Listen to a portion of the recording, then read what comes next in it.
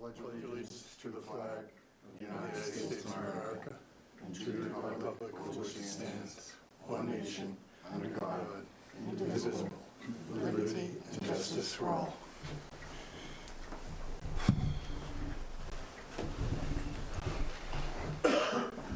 Now is the time for a public forum, if anyone would like to speak on anything that is not on the agenda.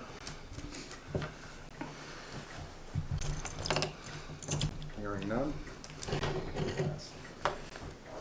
Vote on the minutes of 9/16/2019. So moved. Second. All in favor? Well, I'd like to, just one comment, if you could address the spelling of my name throughout the body of it. Correct at the top, but not correct at the bottom. And any time it's mentioned. Noted, we'll correct. Yeah, that's fine. I think I can't give you a secret. We'll amend that motion to reflect as corrected. Right. Any other discussion? All in favor? Aye. All right.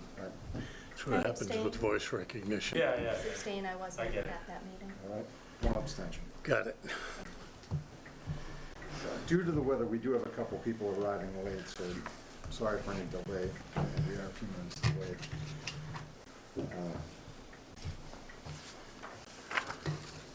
The next item on the agenda, consultant in the town had hired Mr. John Madden. What I do want to say prior to Mr. Madden shall relay to us, these are preliminary findings, raw numbers. At this time, we still have a lot of work to do. I don't want anyone to jump to any conclusions or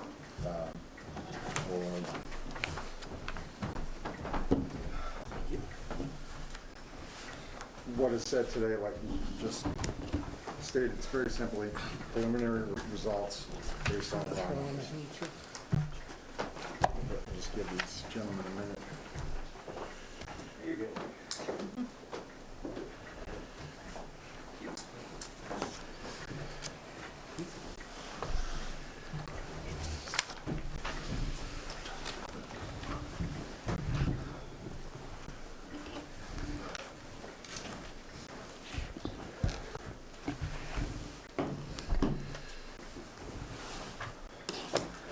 Mr. Madden, the floor is yours.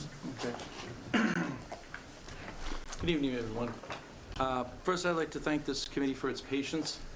For those who don't know, recently I had a little bit of a health hiccup, the golden years of retirement.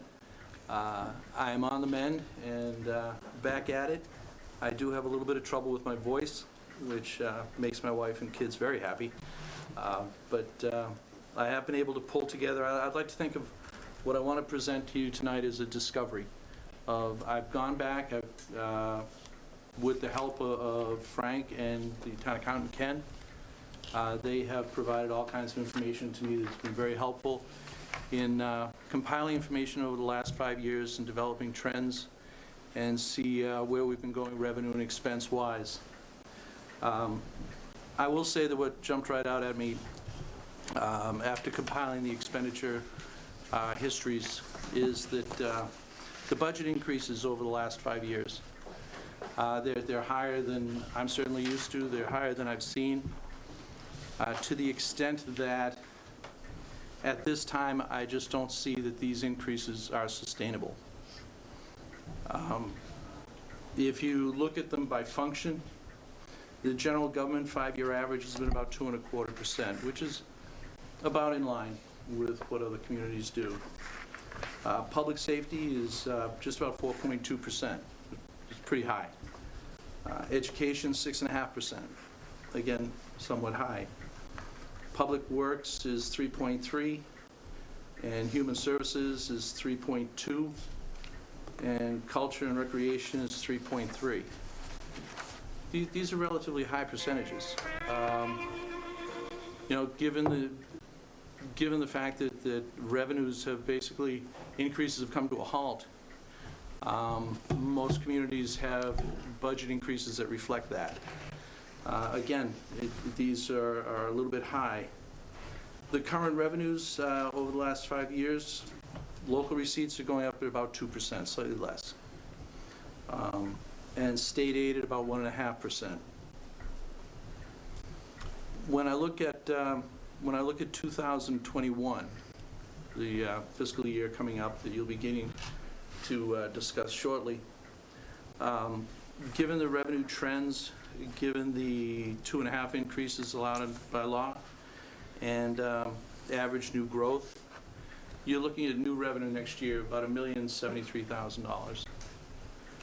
And I'm fairly comfortable with those numbers. If they vary by $100,000, I'd be surprised. So I think at this point that's really what you're looking at. The state's not going to change their habits.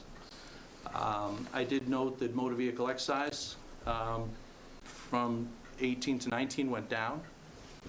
I believe at our first meeting we had a discussion that when people are concerned, when money isn't quite as discretionary as they think, they begin to hold on to their cars a little longer. And as the value of the cars goes down, the excise bills go down with them. Or there was a late turnover. That could be that too. But motor vehicle, which is basically the most substantial portion of your local receipts, was down between 18 and 19. Whether that will continue or not is hard to say, but it's worth noting now and see where it goes from there.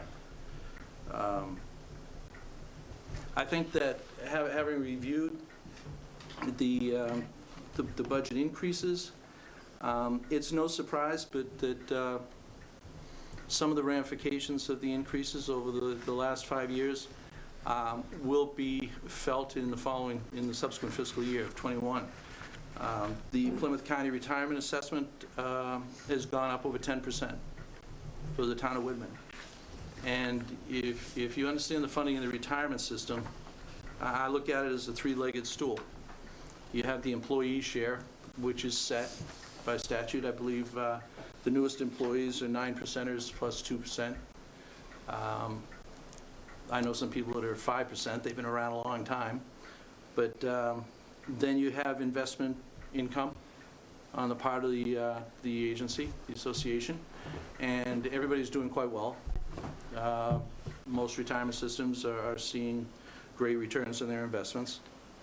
And so the remainder goes to the employer. And with a 10% increase over FY20, I think that really you can only look to payroll. That this assessment is a reflection of increases in payroll over the last 5 years. Keep in mind that these actuarial studies are biannual. So they haven't looked at this for 2 years. And the problem is going forward is in '22, the increase is going to be about 9%.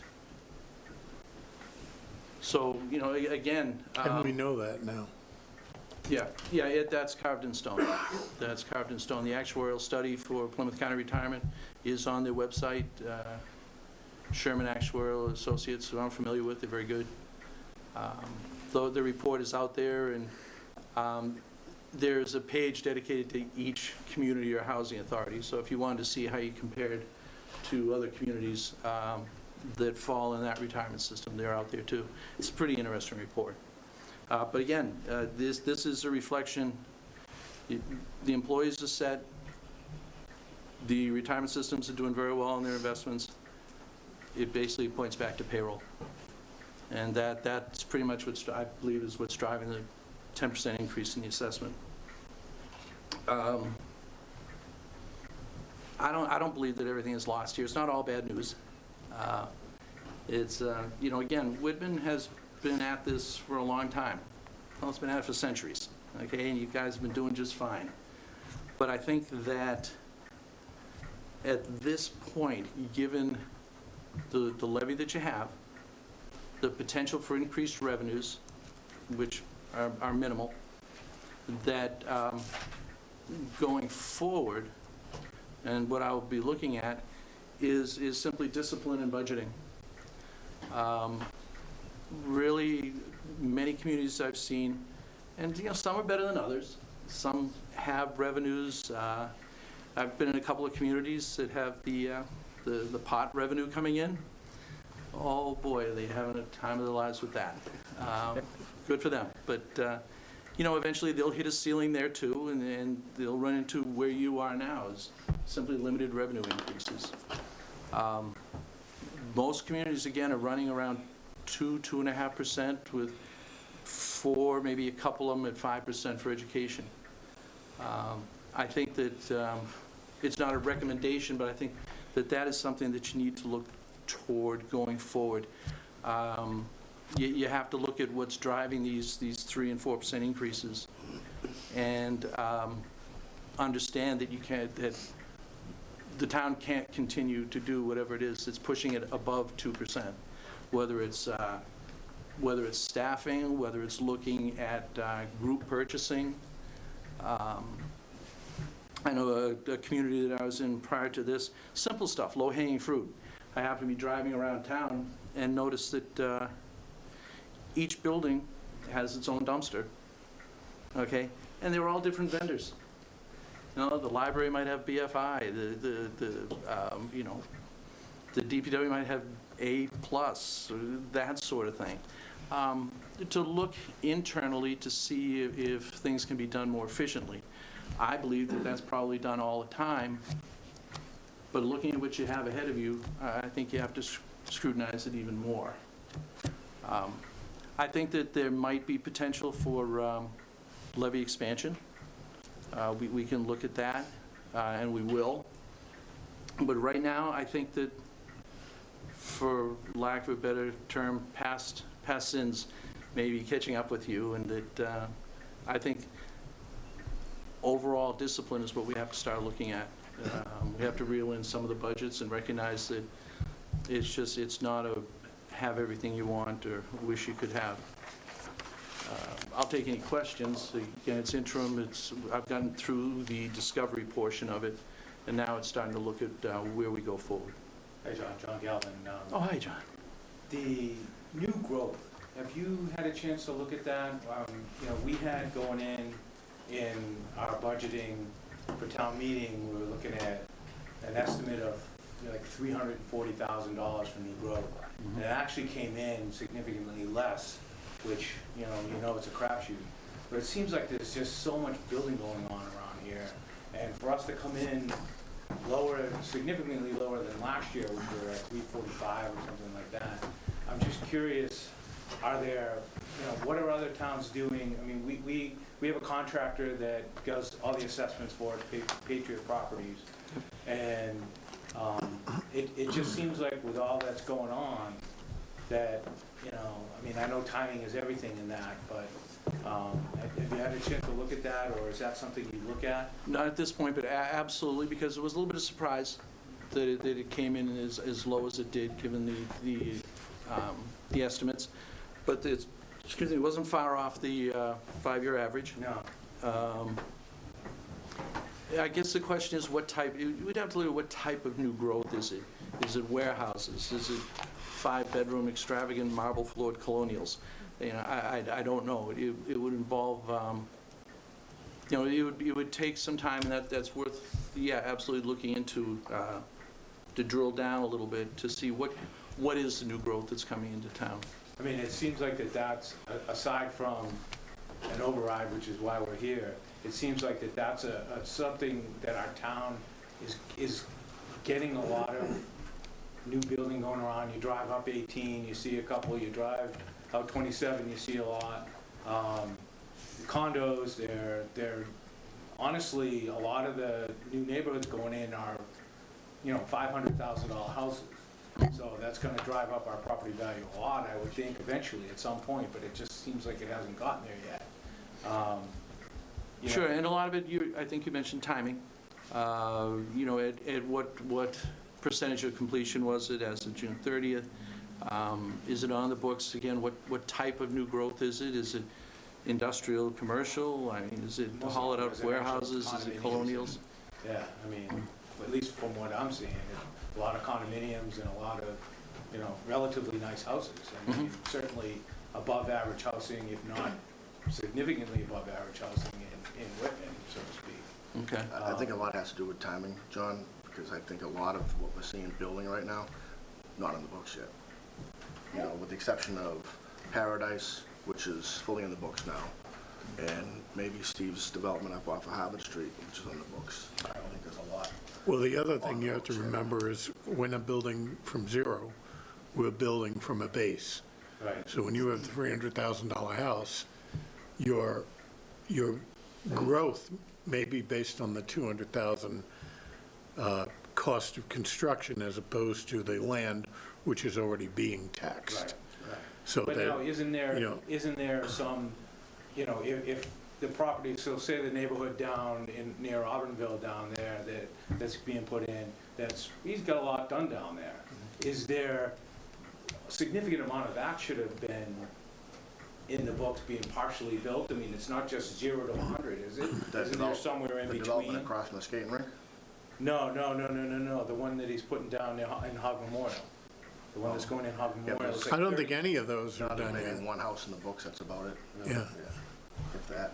But several of them in the process of construction, are they not, or are they all?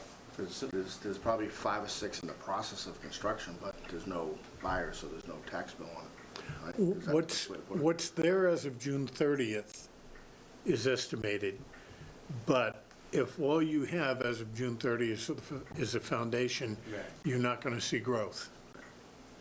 And I do have some concern, I've asked Kathy to look at it, to make sure that we are actually using June 30th numbers as opposed to January 1st, which is what most communities in Patriot use. I was pretty surprised to see that number. 248, Yeah. That is a low number.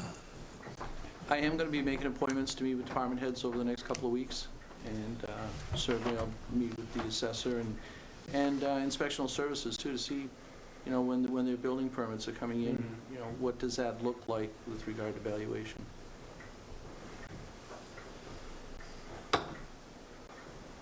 I have some questions, or, can we, just go back, you mentioned Plymouth County retirement, 10% increase? Is that correct? 10.77. That's for the town municipal employees?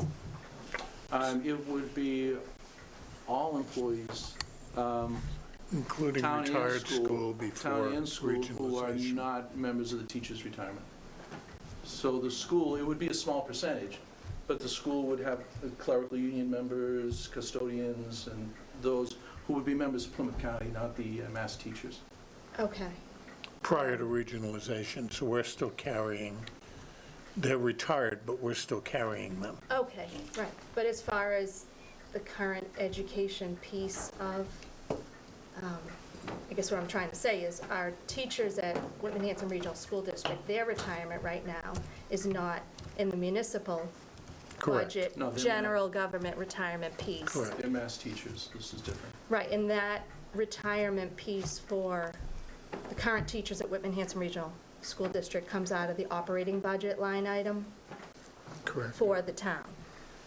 Ultimately, it's assessed. It's included in their budget and Because assessed. Regional School District. But So, regional, their teachers would come out of there. okay, so I think that's the information I wanted to convey, that when you talk about the increase in certain departments' budgets, so education, schools as a department for the town of Whitman has, what percent increase did you say? Average is 6.5. 6.5. So I don't have a salary and other expense breakdown from the schools. Okay, right, so 6.5% increase.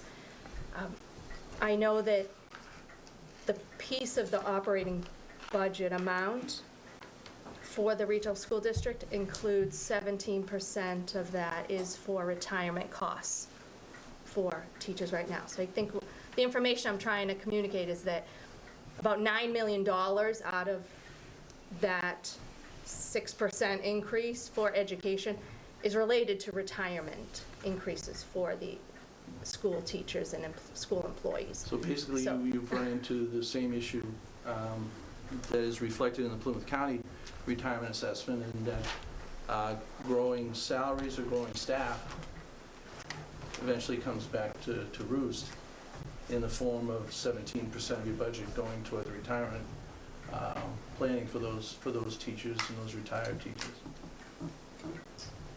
Yeah, I think I should clarify my statement. 17% is, part is retirement, part is like business office expense for the district to run a payroll, for them to run Oh. their administration and so forth, so all of that.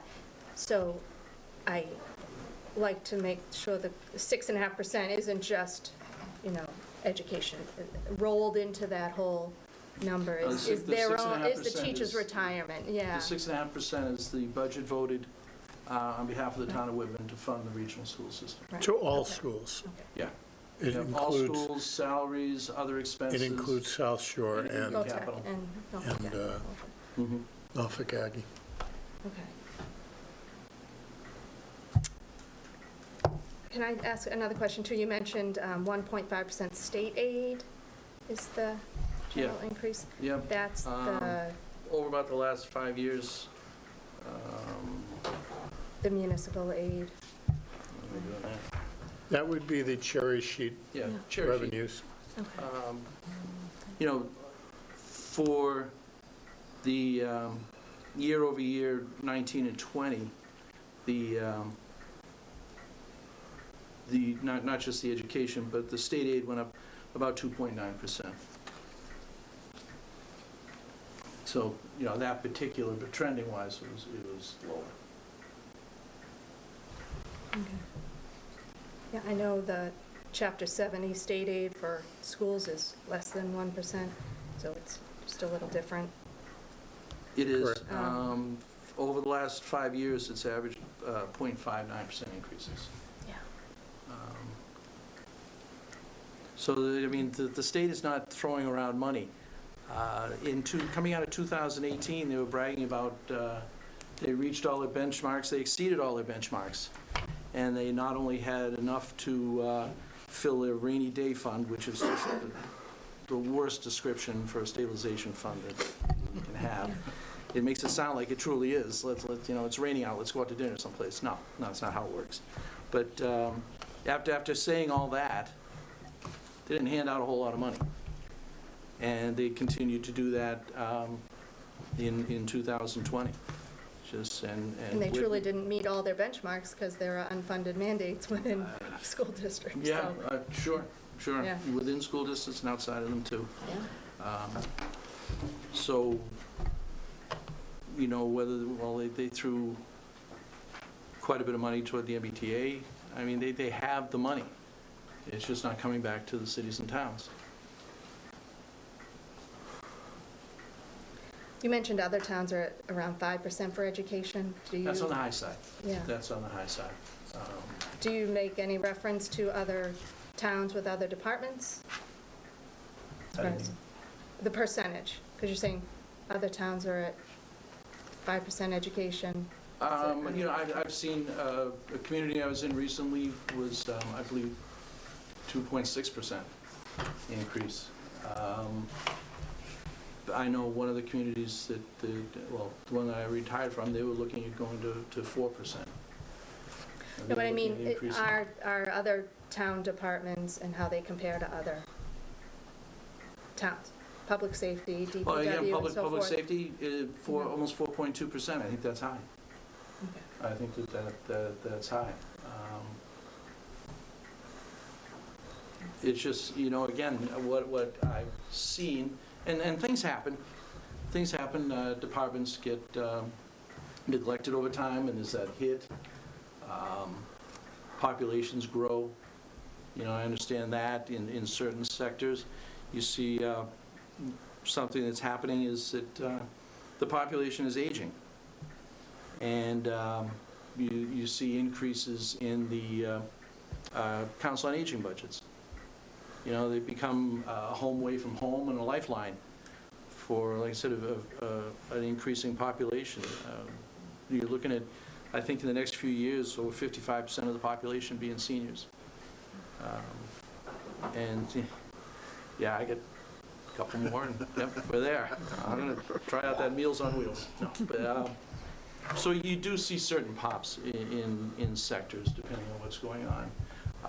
You'll see a community that will decide that they really, we just talked about seniors, but they haven't really done, they feel like they haven't done enough for the youth. that time between the closing of school and the opening of school, not enough is being done to keep them busy. And so you may see some increases related to that. But those are one time. Those are one time, and you'd recognize those. That's why the numbers I gave you were 5-year. I have 3 and 1 also, year over year and 3-year. But that's basically what's been going on, over the last 5 years. And again, communities that I've dealt with and other town accountants and finance directors that I meet with at association meetings, truthfully, in the municipal side, it's the 2.5% is what they're really aiming for, because the revenues aren't growing. And when you look at the operating budget, for the most part, when you look at the operating budget, you're looking at taxation. And that's renewable revenue. That's your local receipts, that's your state aid, and your tax levy. There are some offsets. Whitman has utilized some receipts reserved for appropriation funds. And you have for Title V, you have a debt fund that offsets that. But primarily, you want to be careful that you're not using one-time revenues to support ongoing expenses, because you use it that 1 year. Free cash. I've seen communities use free cash to balance the budget. And that's dangerous, because you use $200,000 one year.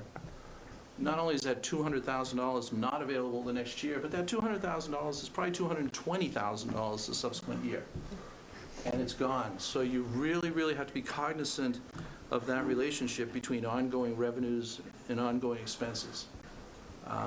One-time revenues, one-time expenses. That's free cash. I think what the town did recently with moving the debt outside the levy is it's going to free up one-time revenues that you can use for your capital plan. You had a presentation, I'm sorry I wasn't able to attend, but I think that if you can dedicate several $100,000, maybe optimistically $1 million a year in free cash toward a capital plan, I think that provides a pretty robust plan.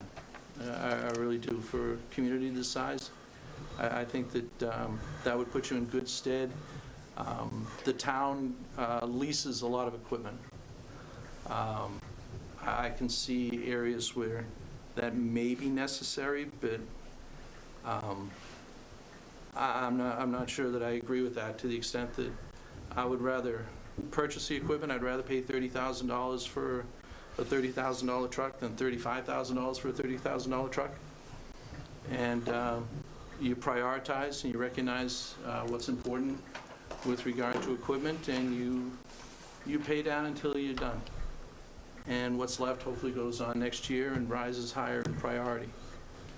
But that's where you are. You've got this Article 2 and debt, and those are your ongoing expenses. And you really have to make sure that you're able to cover those with ongoing revenues, because otherwise you're going to create holes, and it gets worse as it goes along.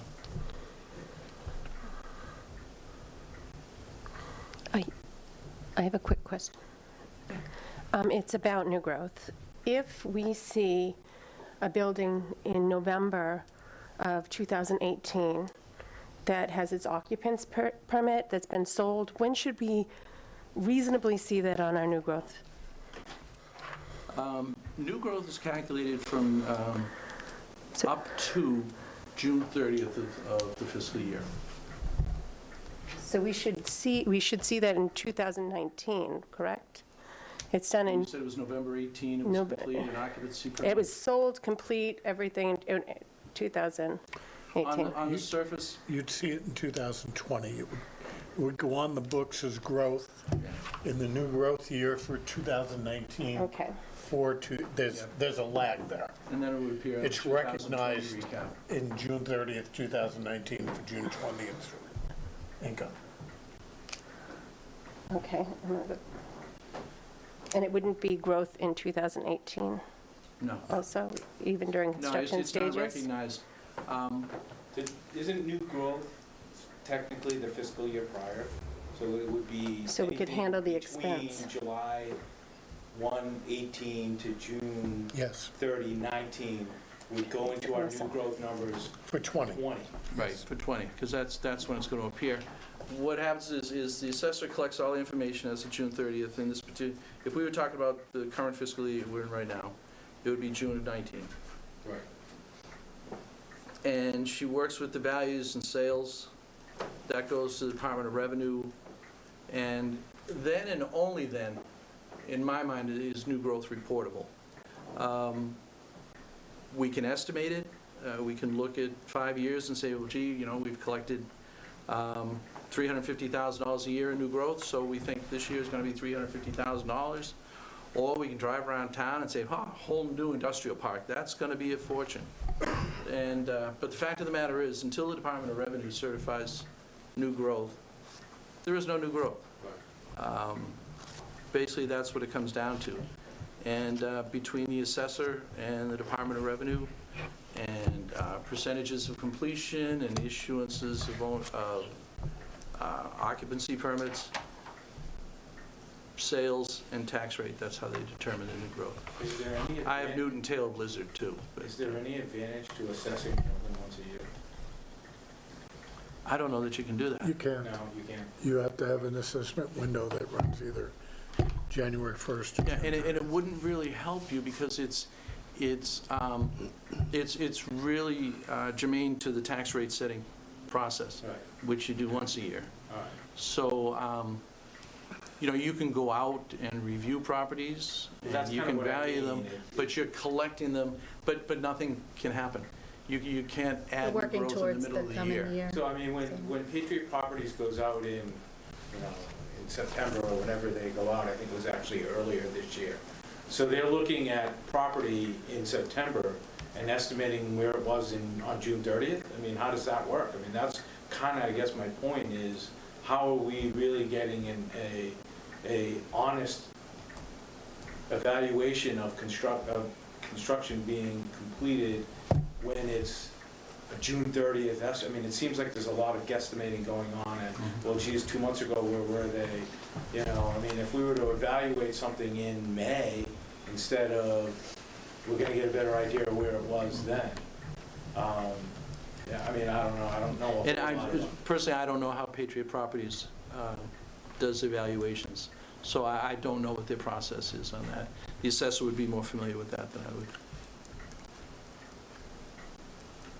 Is it just the final sale that gets reported to Department of Revenue, as opposed to percent of completions along the way? That's- No, not really. The assessment from year to year, if a property is under construction on June 30th, and it's 10% completed, all you're going to see for that fiscal year is that value for the year beginning July 1st. 10%. The following year, assuming everything's completed during the year, you will then pick up the full value as new growth, less whatever's been previously reported. New growth is always what's there now that wasn't there before. So if you have a property, you have a house that's in really tough condition, it's valued at $200,000, people spent a couple of $100,000 renovating it and bringing it up to par, and now it's worth $340, your growth is going to be the difference. That will be the new growth in that year. It also will be a lesser amount than actually spent. So the permit may say you spent $200,000, but it may only add $100 to your new growth. I call it more art than science. I've always felt the way. Like I said, it's they gather all the data, they go in a back room. I have Newton tail blizzard valuation. There is more science to it than that, but you know, I know that the assessors work closely with the DOR to make sure that the valuations are. I mean, it just seems Have been like compiled properly. The way Whitman is growing right now, revenue-wise, new growth is probably, at least in my opinion, one of the most important things that we're doing. And I know a lot of people in town are complaining about all the building that's going on, but honestly, that's the only way we're gonna increase the revenues that we need to keep up with the schools and all the other things we're trying to keep up with. And if, you know, if, like I said, and when the research that I've done, and I also have a 10-year analysis of new growth, and I had a 5-year average of like 295 if you take away that one crazy year where we had that, you know. And most of that value's gone now, but. Yeah, understood, but still, you know, that's something that's an important part of what we need to do going forward is making sure that we're as on top of that as we possibly can, because this year's a perfect example of, you know, we're working on a tight budget already and we're expecting 340 and we come back at, you know, almost 100 grand less. That, you know, we just went from, you know, an excess levy capacity of 111,000 to 39,125. So we basically just made it, you know. So, you know, I mean, that's good. We're spending, you know, we're allocating all the money that we have, and that's a good thing. But it sounds like we got pretty lucky in everything that went on. And, you know, again, I haven't looked just quickly looking at what Frank handed out today. You know, to me, that's an area where we really should, as a town, look at what are we doing and can we do it better? Can we get better estimates at it? Can we, you know, are we missing something? You know, I mean, I don't know, it doesn't seem like it's enough. Frank, can you explain what role that the building inspector, is that something, because I think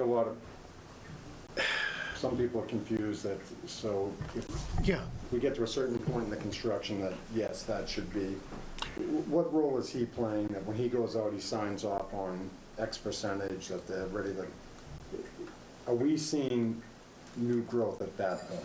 No. No. What happens, the inspector issues a permit. The permit information is given to the assessor's office. Then there are periodic inspections during the development period. Now, in some communities that don't use outside assessors, they actually go out and assess as each property is completed. We don't. We have a contractor that comes in and does it. So we probably miss a little bit of growth that way, as compared to, say, Hanson, where all of the property is valued in-house. Do we make it up the next year, though? I mean, Yes, you don't lose it. You lose that earning opportunity for one cycle. particular year. So it should be a bigger bump the next year, too. right, so you have a, you know, you're building a house in year one, the owner gets a $1,000 tax bill because it's a foundation in the ground.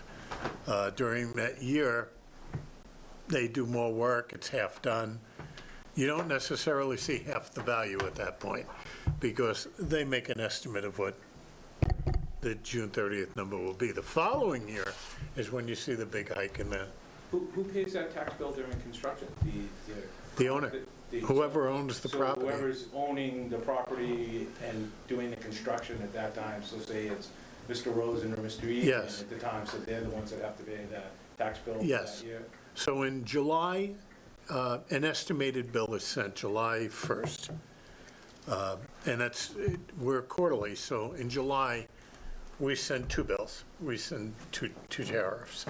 So your first quarter is due August, your next quarter is due October. Those are completely estimated. In most cases, they're last year's value, unless they're new property. In January, the actual bill goes out. And that's when the value that's been recognized is adjusted As of on June that 30th. bill, as of June 30th. So we're always playing catch-up. Yeah.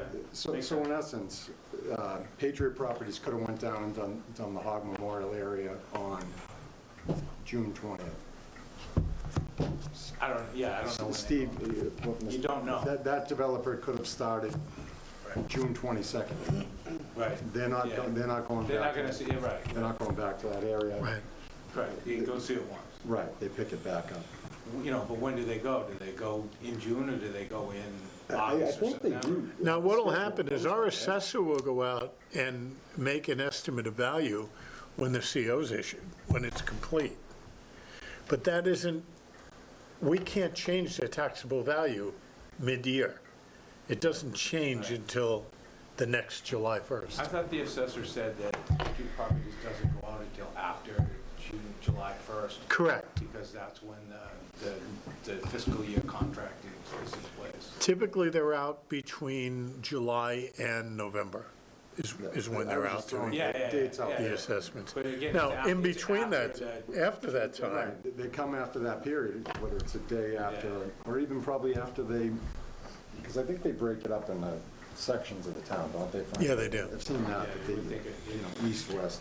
and then it depends on whether you're on a annual, triennial, or 9-year valuation. I think we're going into the 9-year in '23. And the state requires that different valuations be made in order to ensure that whatever we're taxing is reasonably related to fair market value as of a year ago. Remember, the values are always as of last year. When we look at a sale for property that sells in October of 19, we're looking at January 1st numbers. We're not looking at October numbers. For the money that, so when the evaluation happens before it's assessed and it's evaluated, Can we keep the conversation sorry. in the committee? Randy, Thank you. But really, I didn't acknowledge you, and whatever your personal views, you shouldn't be doing it publicly. That's inappropriate. well, we're part of a committee, and I'd like to get through the committee's questions.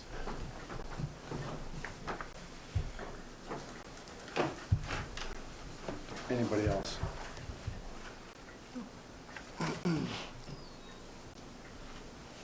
All right. I do have a question about where we are going from this point, as far as your research and what you will be doing. Basically meet with the department heads, the larger departments, the smaller departments. It's not a lot goes on. Are there any plans for expansion? Are there, whether it's staff, or, if it's in, let's say, the DPW, do they foresee a huge spike in salt? Something like that, what do they see coming up? Schools? Schools are going to be a big part of this. Yeah. Well, yeah, they're about 50% of the budget, so yes, they will be big players. The other thing, too, is to look at funding sources, to look at, Johnny brought up some great points that I've made notes on with new growth. Again, the communities that I came from, the costing was done in-house, so I'm not familiar with the process of Patriot Properties, but I know that they're a company that's in a lot of communities, so they know what they're doing. I just don't know how they do it. To look to see if there's areas where you can expand your levy. There are a couple of areas, I don't want to speak specifically to them right now, but there are areas that the town uses revenue for specific purposes that maybe they could be expanded to be used in a more town-wide concept.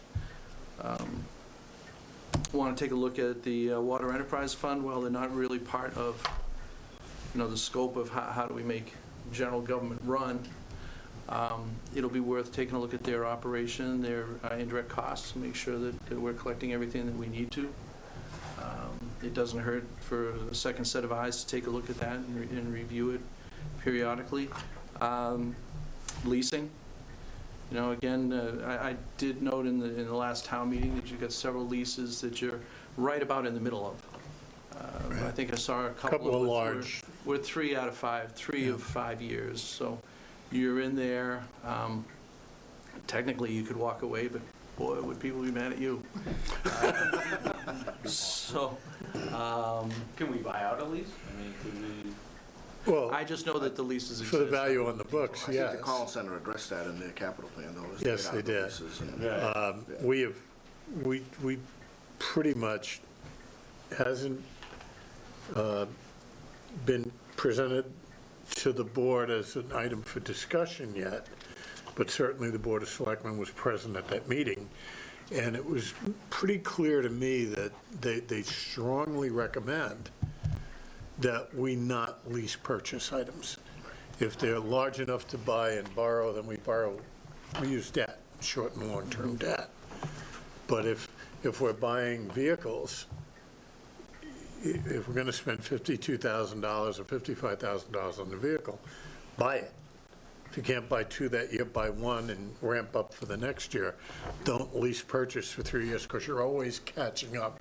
You're always carrying that debt. There's also no value at the end of the lease either. They just turn it Well, in. yes and no. We don't, there are finance purchases. When you lease purchase, your last payment, you own the vehicle. Okay.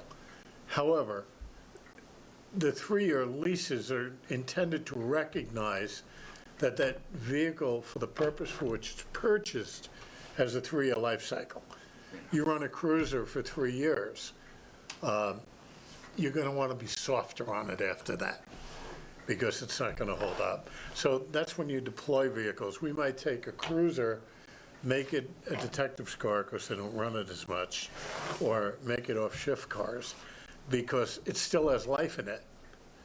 And you want to take advantage of that life, but you don't want to, at the point where it costs more to run it, there's no reason to keep it. In many communities, patrol cars aren't considered capital, because the definition of capital, the first definition of capital is a life expectancy of 5 years. Certainly, as Frank pointed out, a patrol car can run for 5 years, but it can't run as a patrol car for 5 years. So you're constantly turning over with that, and they actually have them in their operating budget. And I think that's something worth looking at. Whether it's purchase or lease, get it out of the capital arena and get it into your operating budget.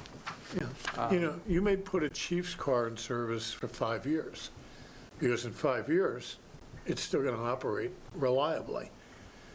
If you're running it shift after shift, it's not, because it's constantly running. Even when it's not driving, it's running. What we We run looked at, most of the administrative cars 9-10 years. Yeah. Yeah. Before we swap them out. what we looked at was minimums are gas-powered, unleaded gas-powered vehicles, minimum 5 years. Diesel, 10. And your bigger trucks, particularly, your pumping engines and ladder truck, that sort of thing, anywhere from 15 to 20 years. Now, they may need to be rehabbed during that time. I'll tell you what, I've seen money spent on rehabbing ladder trucks and pumpers that gave them years and years of extended service. So really, the bang for the buck was there. But again, your unleaded pickup truck, at least 5 years. The diesel trucks, they're bigger, they tend to go at least 10 years. And then the really larger ones, you're looking at 15 to 20 years. There are other vehicles, ambulances. Ambulances, on the road for more than 6 years, it becomes risky. We run them basically 5 years front line, 5 years second line, but there's so many EMS calls now, they're both on the road every day. So what we did was we bought a better type of ambulance, and we wanted to do a remount. So all that we're gonna do is take the box off and put a new chassis underneath it now, which is gonna save probably $100,000 per vehicle. So you have 2 ambulances. 3. You have 3. 3. Yeah, optimal would be 3. You buy Yep. an ambulance every 3 years, and so you're going to have 1 ambulance for, each ambulance is going to go for 6 years, but you're going to have relatively new ambulances. You're not going to have them on the side of the road, or worse, having another town get the revenue from that ambulance run that you just lost because you couldn't answer the call, and you're in a program. You can show somebody How do you buy ambulances? Well, we buy them when one breaks down. Residents Too late. don't want to, they don't want to hear that. They said, They're waiting for Too it. late. Yeah, really. This is how we do it. We buy an ambulance every 3 years. The ambulances go 6 years. They're in, top shape, and they last longer. Patrol cars. How do you handle patrol cars? Well, the first one that grabs the keys jumps into the car and off they go.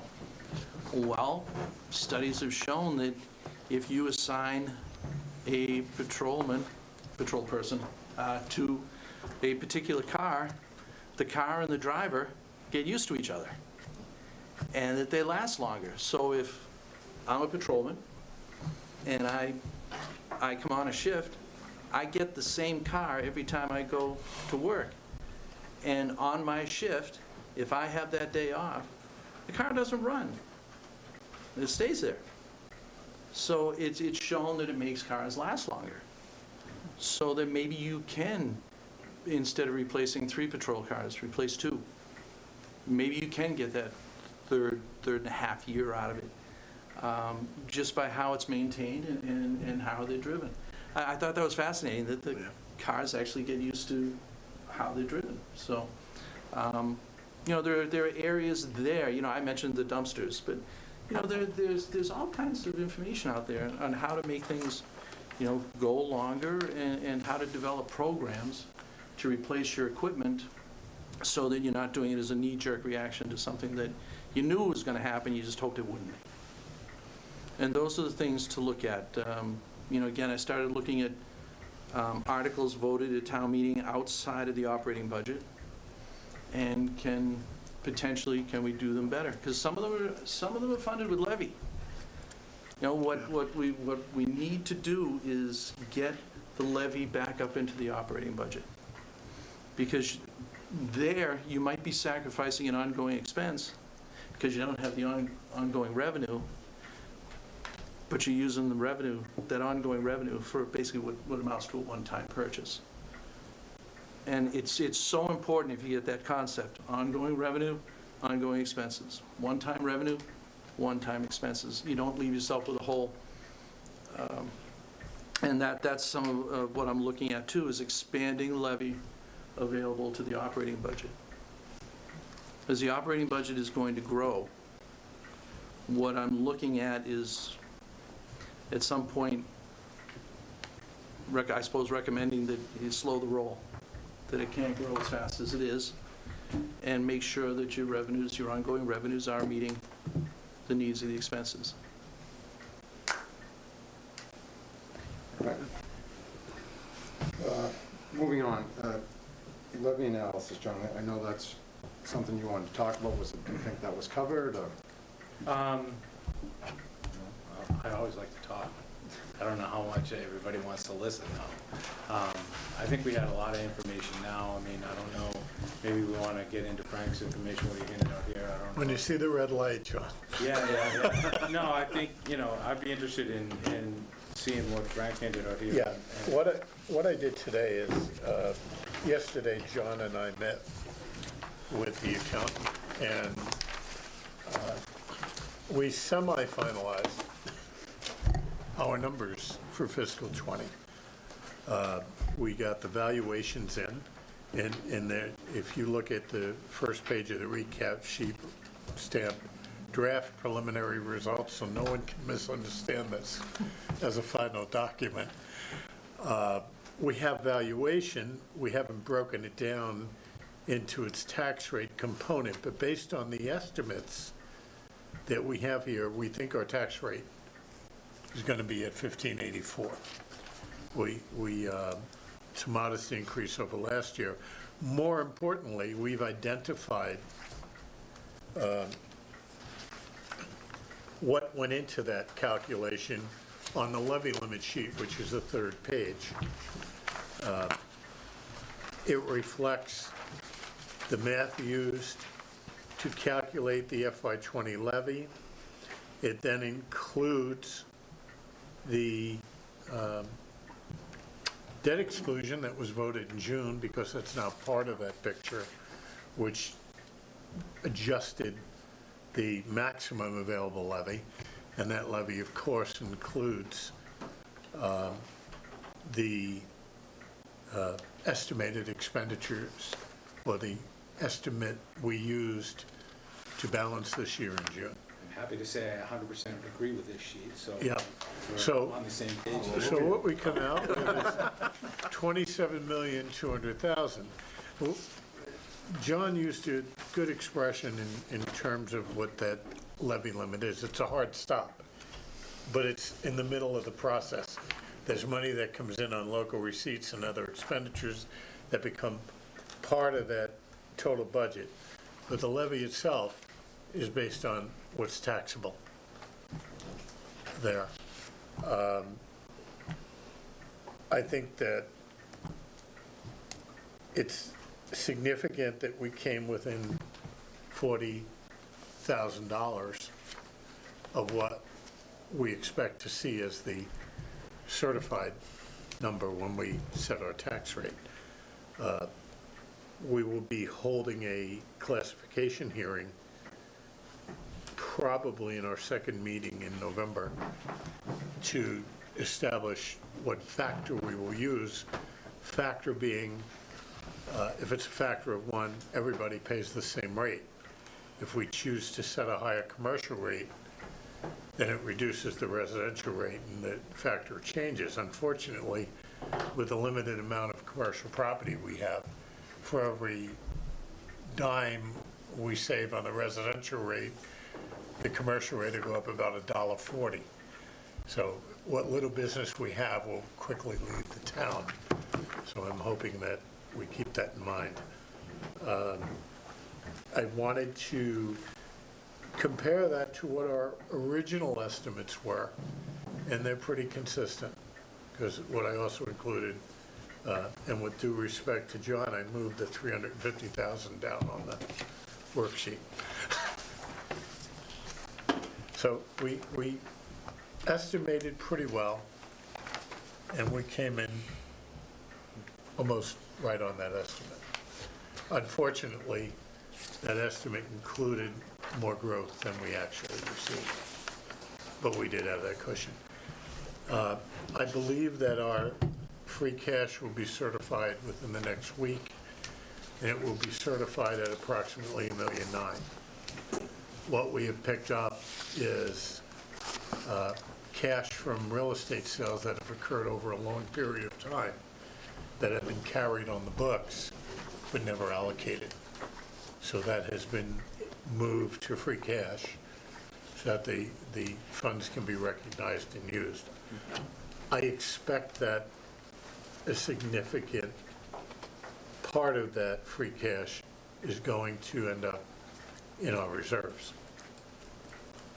I don't see any rationale for running out and spending it all.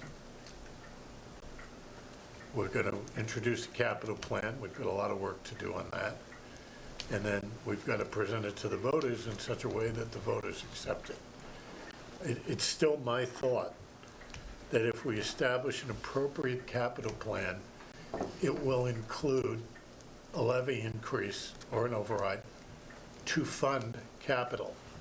But that has to be understood that those funds are forever committed to capital. It's the only way we continue to maintain and run our operation from year to year.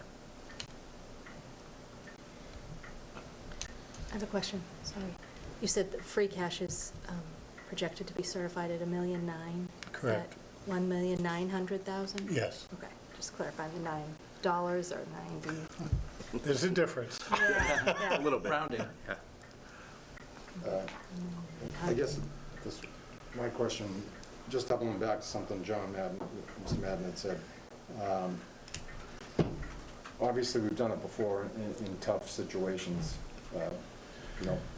using that free cash to balance the operating budget. Obviously not a sound, stable practice in your own. You're not alone. You're not alone in that. And then something Frank had touched on, I don't know how much you've caught up to speed on what the Collins Center presented. I think they estimated we should be around $1.1 million. They're trying to get us to about $1.1 million. Starting at $1.1 million, ending at $1.5 million a year in Yeah, capital funds within the tax levy. within. What did they say, about 4% or something? Was Yeah, that- yeah, they put a good number on us at 4%. So if that's something maybe you could look at going forward, I'd appreciate Yeah, that.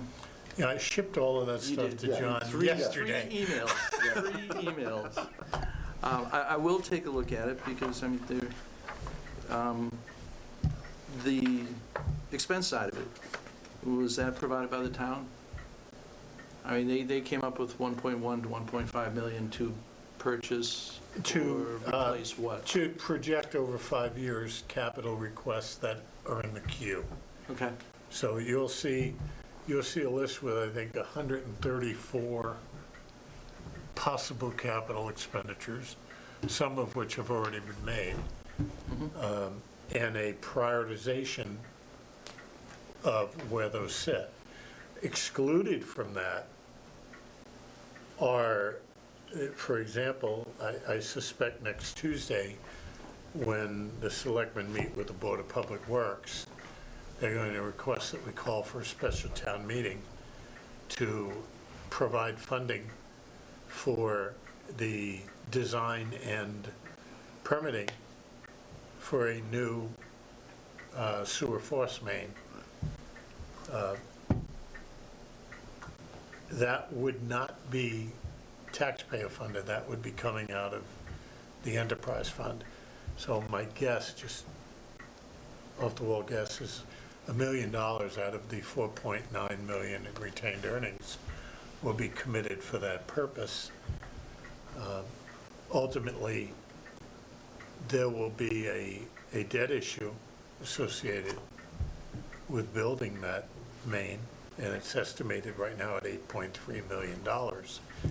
But it's one of those situations where we have no choice. But that will not be part of the capital commitment that we're making within the levy. There were a couple of purchases that were identified that would have been outside the levy, funded through ambulance revenue funds, enterprise funds, and what was the third?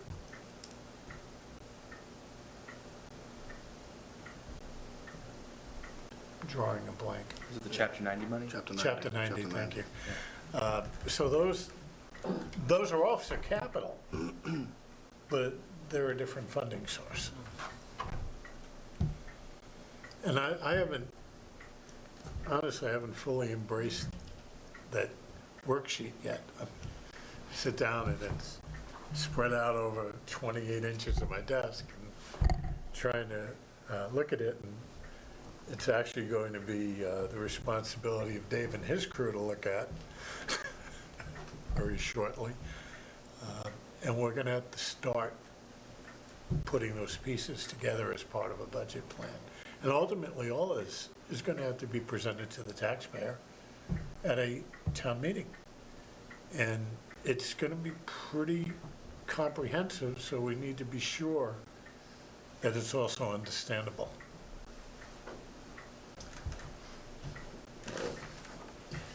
That wraps you up, Frank? I think so. I have one question. Back in August 26th at our meeting, you hinted out, it's kind of the bottom part of this, but you Yeah. hinted out last year's and this year's estimated amount to be raised and the estimated receipts and other revenue. And what's coming out on the recap sheet is about 500,000 less than what you had given us back in August. You had amount to be raised of a little over 43 million, and the amount of estimated receipts of about a little over 16 million. And each one of those numbers on this sheet are about 500,000 less. I'm just curious if you have any idea what the differences is in why those change so much.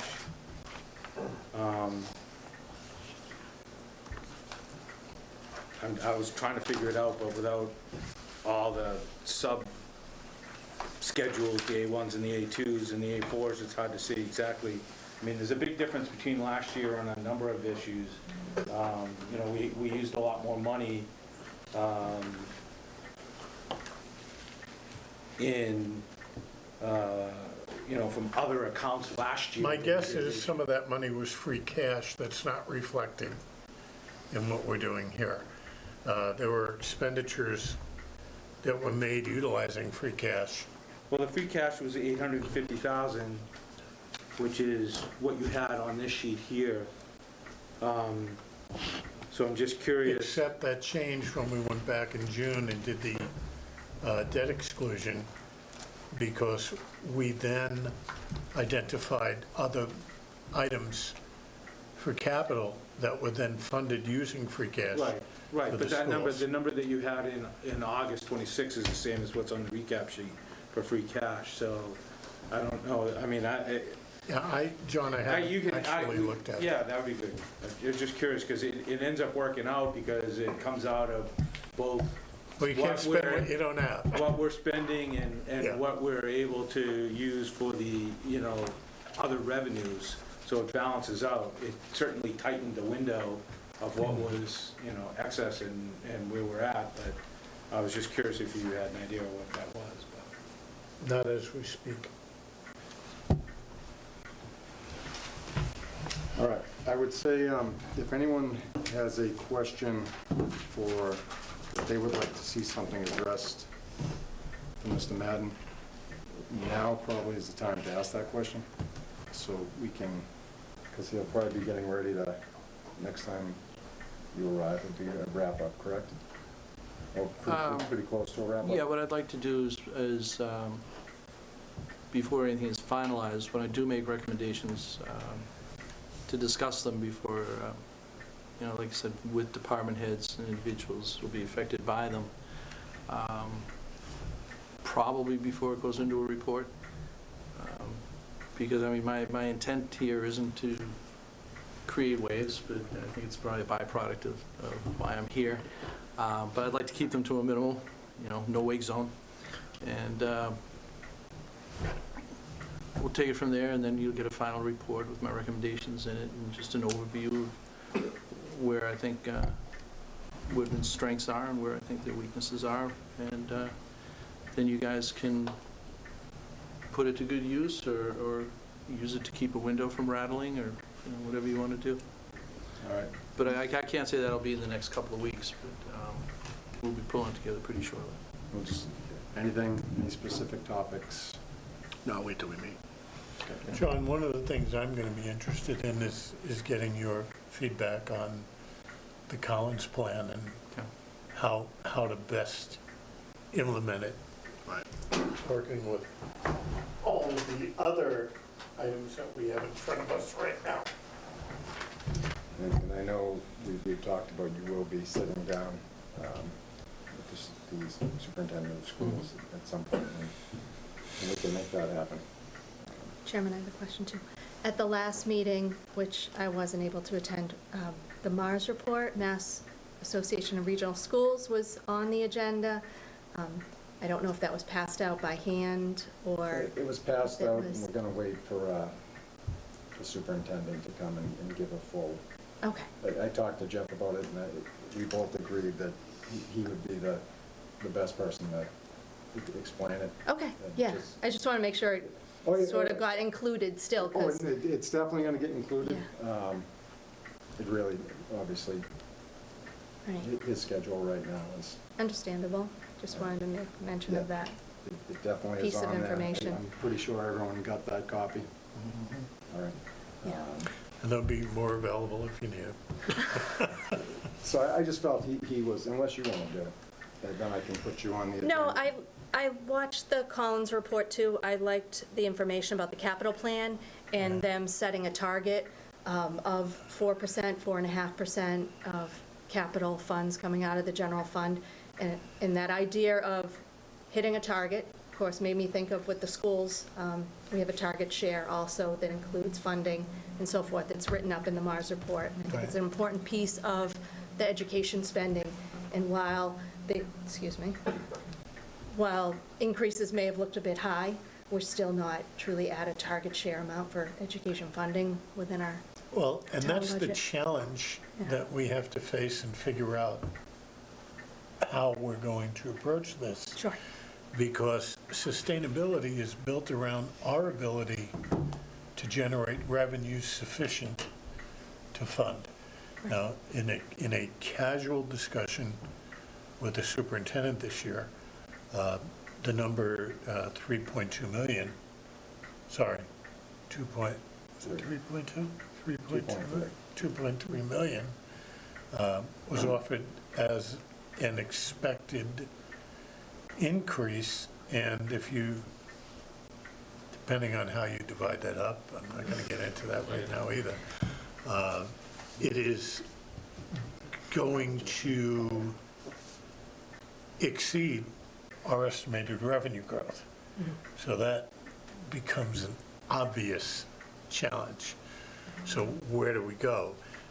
You know, one of the purposes, I don't even think that includes the call for all-day kindergarten. No, or it doesn't. the, trying to get the school's time start later. Right. Which is another 1.1 million or something like that. and one of the things that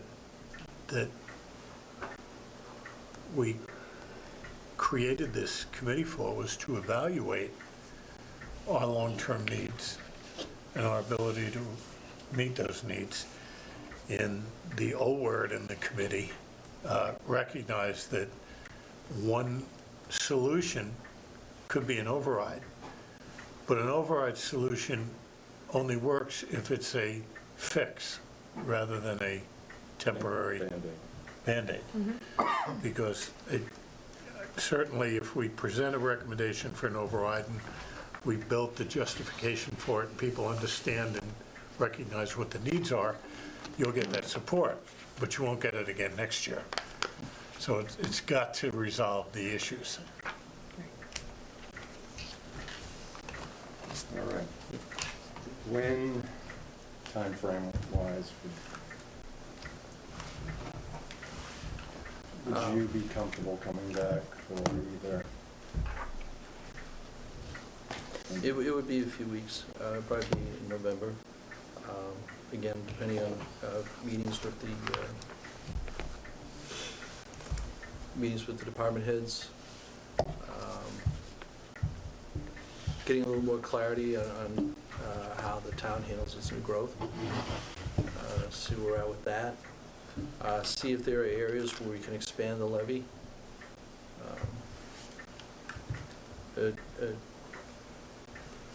Got me going with that $2.3 million increase for one particular function. Yeah, it's for the, that's not all Whitman, It's not no. all it's our share. That's 2 member Yeah. towns total. And that's something I don't want to, I really want to try avoiding in this committee is speculation of numbers. Right. That's outside of our purview. We will eventually get the number from the school committee. I don't want to toss around, well, that doesn't include this, might include this, and we give the wrong impression. That's up to the superintendent, it's up to the school committee to give us a number. And as far as assessment issues, since it's already kind of been touched on, that now is in the hands of the school committee. Could it be tossed back to the town? Possibly. This committee will have to deal with however that verdict comes down. You know, ideally, I'd like to give the committee enough information and enough revenue where obviously you don't require an override. But perhaps the best that this committee can hope for is that I can provide you something that minimizes the amount that you have to go out for. Because you're right, I mean, the taxpayers, it gets old. They just voted a debt exclusion. You could potentially be looking at going to them for an override for operations, an operational override. Potentially down the road, an override to address capital needs. People aren't going to want to hear that all the time. That's why initially in my presentation, I talked about discipline. I want a Lexus. Okay, I happen to have a 3-year-old Honda CR-V. But it's great, it gets me from point A to point B. It works. And I think that's what I'm suggesting, not that you need Lexus, but through discipline, some departments are going to need to tone down what it is that they think they need. I had a town manager that said, yeah, you can tell me what you need, and I can tell you what you're going to have. And it made for some interesting conversations, but the budget got out. As far as your comment about using free cash to balance the budget, communities do it. When I came to the last town I was in 2007, they used $1.9 million of free cash to balance the budget. That led to some major changes. There were no layoffs, but there was quite a bit of vacancies due to attrition, and it took a while. I mean, it really took a while. There was some level funding that was involved. That's what I'm talking about. This is a time for a reset. Things may get better going forward. New growth could explode, or you may get used to being penny pinching. But I think you're entering a period where you either have to decide to go to the residents and say you want to be funded at the rate that you have in the past, or to recognize that, maybe we could be more efficient, or decisions that individual department heads are going to have to make. So, like I said, the best that I can hope for is to bring you people enough revenue and enough projections and enough recommendations that you go about your budget as you always have. But that may not be possible. So we'll see where it goes. Would like November 18th work for you?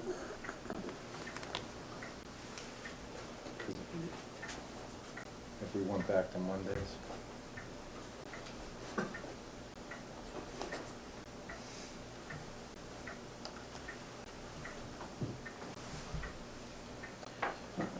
Surprisingly wide open. So sure, if you wanted to do under the 18th. And so that's about a month. I would like to try and get it in before we really hit the major holiday season and Yep, time. people start getting real busy. So does 5 o'clock work for everyone? As long as you don't mind us running in 5 minutes late. 5:05. We'll go 5:15. All right, so November 18th, 5:15.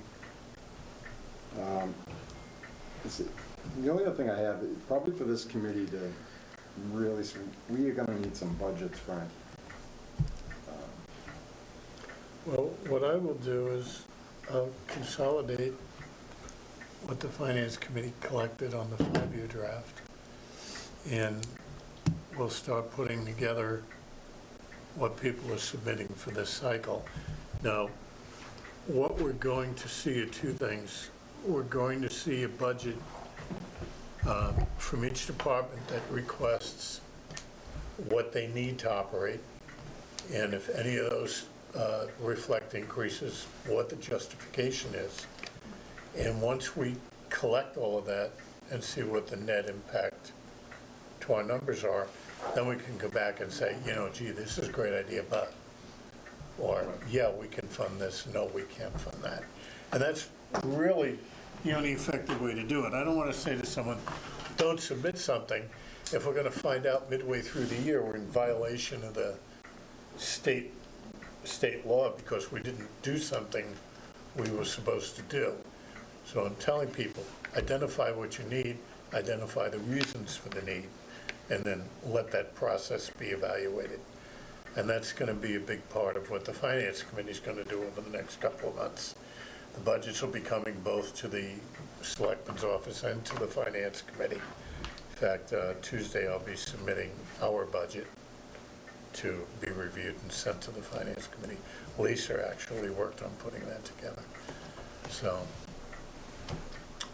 we'll go from there. But I'll make that a priority to try and get you those consolidated numbers. Excellent. Anyone else? All right. Motion to adjourn. So move. So, second, All in favor? Thank you. 6:25. Going to take me.